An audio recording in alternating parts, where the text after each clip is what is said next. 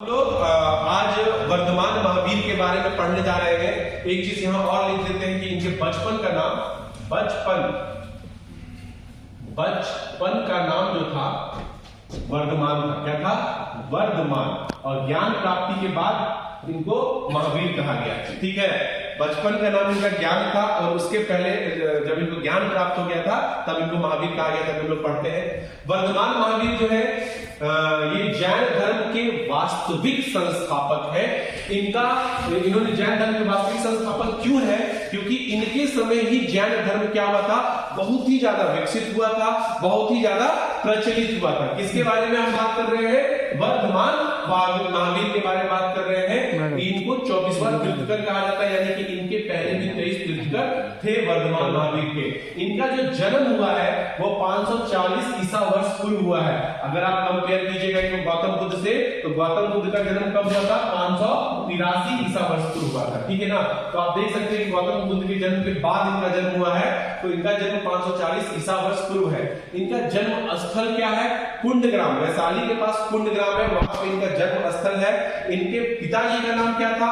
इनके पिताजी का नाम सिद्धार्थ है। ये वज्जी संघ, आपके वैशाली में वज्जी संघ था, उसी के ज्ञात्रिक क्षत्रिय के क्या थे? ये प्रधान थे। इनके बचपन का नाम क्या था? वर्धमान था। और ज्ञान प्राप्ति के बाद इनको क्या कहा गया? महावीर। इसलिए इनका पूरा नाम आज के समय क्या कहा जाता है?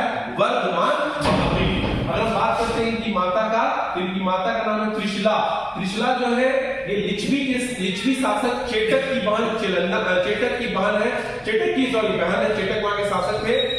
चेलन्ना और त्रिशला दोनों बहन थी। तो ये जो चेटक की बहन चेलन्ना थी, उन्हीं से आपके बिंबिसार का शादी हुआ था। अगर आपको याद होगा, हमने कौन सा वंश पढ़ाया था आप लोग को? हर्यक वंश में। तो उन्हीं की आपकी बहन है त्रिशला। इनकी पत्नी का नाम क्या है? यशोदा है। क्या है? यशोदा। इनकी पुत्री का नाम क्या है? प्रियदर्शना। क्या नाम है इनकी पुत्री का नाम? प्रियदर्शना। और उपनाम में अड़ोजा भी कहा जाता है। क्या कहा जाता है? अड़ोजा। इन्होंने अपना गृह त्याग कब कर दिया था? तो इन्होंने गृह त्याग 30 वर्ष की आयु में किया था।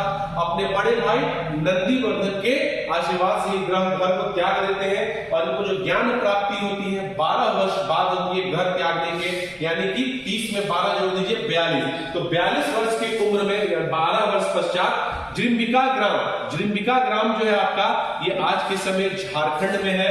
जृंबिका ग्राम जो है झारखंड में है। कौन से नदी के तट पे हुआ था? तो रिजुपालिका नदी। ये रिजुपालिका नदी के तट पर हुआ था जृंबिका ग्राम में। और कौन से वृक्ष के नीचे हुआ था? तो साल वृक्ष के नीचे हुआ था। याद रखिएगा, साल वृक्ष के नीचे हुआ था। गौतम बुद्ध को पीपल वृक्ष के नीचे हुआ था, इनको साल वृक्ष के नीचे हुआ था। अगर हम बात कर रहे हैं इनके प्रथम शिष्य कौन थे, तो इनके प्रथम शिष्य कह लीजिए, बड़ा मनोरंजन है, प्रथम शिष्य कह लीजिए, भांजा कह लीजिए, प्रथम विरोधी कह लीजिए, इनका दामाद कह लीजिए। 4 चीज, प्रथम शिष्य, प्रथम विरोधी, दामाद, भांजा, चारों ही एक व्यक्ति था जिसका नाम था जमाली। क्या नाम था? जमाली। तो प्रथम शिष्य, प्रथम विरोधी, दामाद, भांजा, सब कौन था? जमाली था। इनके एक और शिष्य थे जो आजीवक संप्रदाय के संस्थापक थे, जिनका नाम था मोखली पुत्र गोशाल। तो इनके शिष्य मोखली पुत्र गोशाल भी थे, जिन्होंने एक नया धर्म चलाया था, आजीवक संप्रदाय धर्म। ठीक, इनकी प्रथम शिष्या कौन थी?